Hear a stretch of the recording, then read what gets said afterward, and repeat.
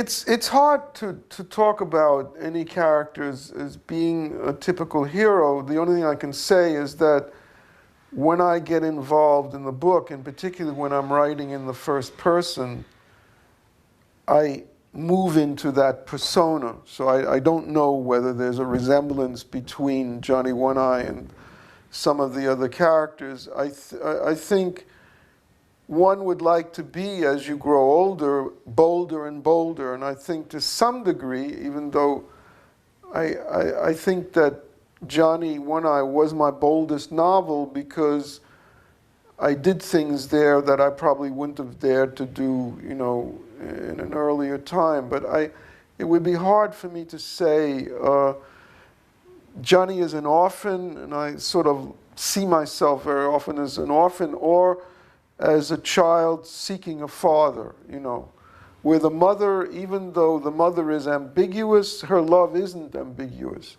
She may wrestle with him, she may, you know, battle with him, but it doesn't seem to matter, and yet he's a boy who has to find his own father, which in a way has always been my quest, you know. I can't, because your life enters your work in such a strange way that, you know, the book becomes a kind of dream, you know, and then really once you get the first sentence, you enter into the dream of the text.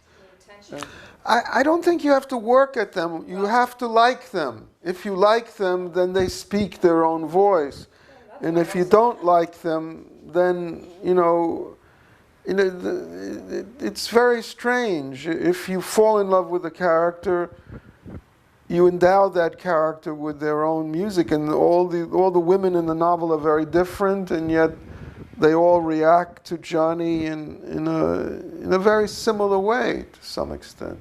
They hate him and love him, you know. Well, I don't know why, but I always felt close to the American Revolution. I never felt close to the Civil War. It seemed like a kind of fratricide. I felt close to World War II, but not at all to World War I. I mean, these are the two wars that have sort of obsessed me. And the revolution, the notion of a new country being born, or a child growing up in an immigrant world, seeing this new country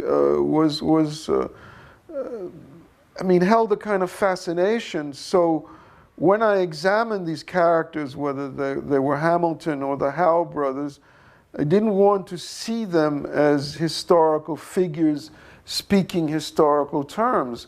I mean, they all gravitate around this whorehouse, and that was the center of New York City, which makes sense to me.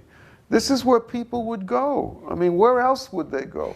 Where else would the spies, you know, play poker or whatever it was? So this became a world within a world, you know, the Queen's Yard.